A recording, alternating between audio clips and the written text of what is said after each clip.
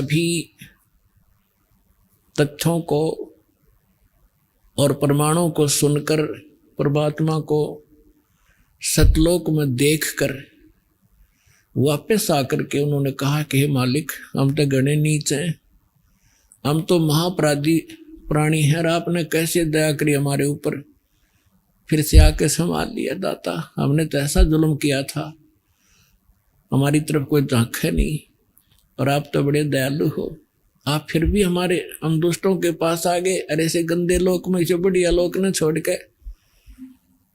तो हे परमात्मा,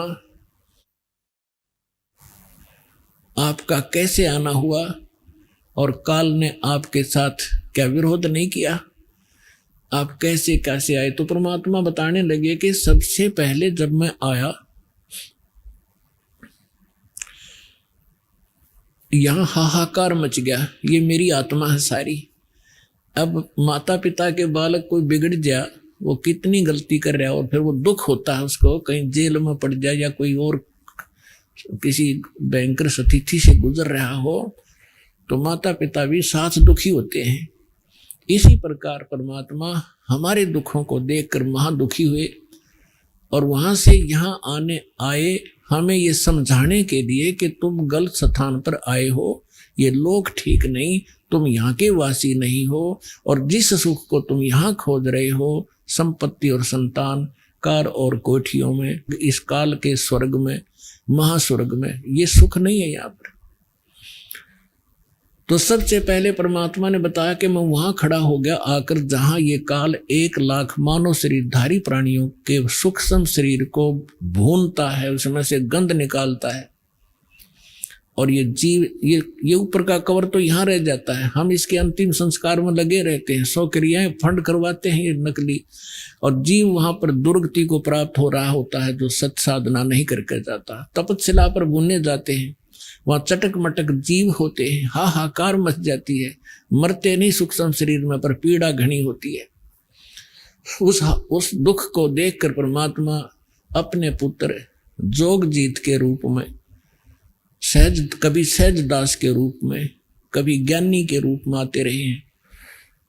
तो वहां जोगजीत के रूप में वहां आए, और ज्योति निरंजन वहां आकर खड़े हो गए उस तपस्या पर जहां जीव दुखी हो रहे थे। तो परमात्मा की शक्ति से वो तपस्या तो जल रही है, लेकिन जीवों को पीड़ा बंद होगी। तो जैसे किसी के सिर में भी दर्द हो तगड़ा, तो कोई बोलता भी नहीं, सवाया करे, और जब वो दर्द ठीक हो जाए टेबलेट आदि लेने से, फिर बैठ कर बात कराया करे। तो पहले वो बुरी तरह तड़फ रहे थे, हाहाकार माज रही थी, जब एकदम शीतल हो गए और ऐसे बैठकर देखा सामने चांद सा चेहरा उस परम पिता का, सुंदर मुखड़ा देखकर वो खुशी हुए और शीतलता महसूस हुई। तो उन्होंने सोचा ये भगवान आ गया, यहाँ ये तो एक दृढ़ कर ही रखा है कि जैसे कर्म करेगा वैसा फल मिलेगा। तो वहां उन्होंने पूछा, क्योंकि वहां ब्राह्मण भी वही भूनने जा रहे थे, गुरु जी भी चेले भी सारे इकट्ठे भुने थे। तो उन्होंने पूछा कि हे परमात्मा, हम यहाँ कौन से कर्म का दंड भोग रहे हैं? तब परमेश्वर ने कहा कि ये इस लोक का कर्म नहीं, तुमने सतलोक में पाप कराया था, उसका दंड है ये।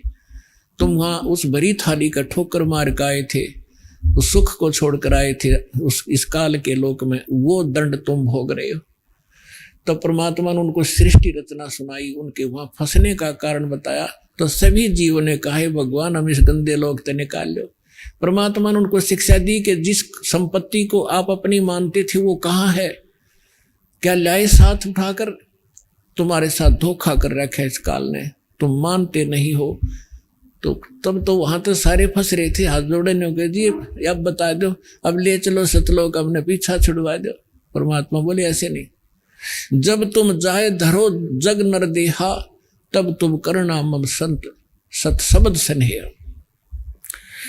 जब तुम नीचे जाकर मनुष्य शरीर प्राप्त हो और मेरा संत कोई ये सत्संग और ये ज्ञान तुझे तुम्हें सुना रहा हो, तो मेरी शरण आ जाना, फिर मैं आपको पार करूंगा। ऐसे नहीं, इतनी बातें हो रही थी तभी वो काल आ गया, उसका वो डिनर करने का समय हो गया, उसने समय फिक्स कर रखा है। इतने समय में ये सब भुन बांध कर ये वहां से उठ जाते हैं, फिर उड़ा दिए जाते हैं। और इनसे निकला हुआ गंध वहां रह जाता। आप देखते हो एक प्रारंभ में जो भी विकार करता है, कोई बीड़ी पीने लगता है, कितना दुख होता है उसको।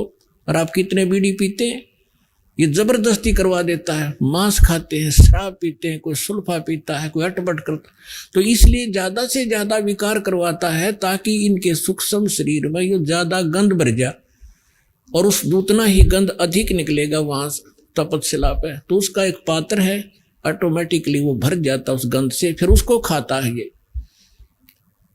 तो इसने सोचा था कि वो चले गए होंगे सभी प्राणी, तो वहां से उड़कर वहां तपस्या पर बन के सभी प्राणी जीव मनुष्य शरीरधारी वहां से ऊपर आ जाते हैं और फिर धर्मराज के दरबार में आकर लाइन में खड़े हो जाते हैं।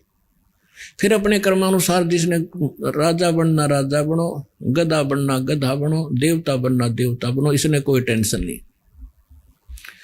हमारा किया हमें प्राप्त होता रहता है।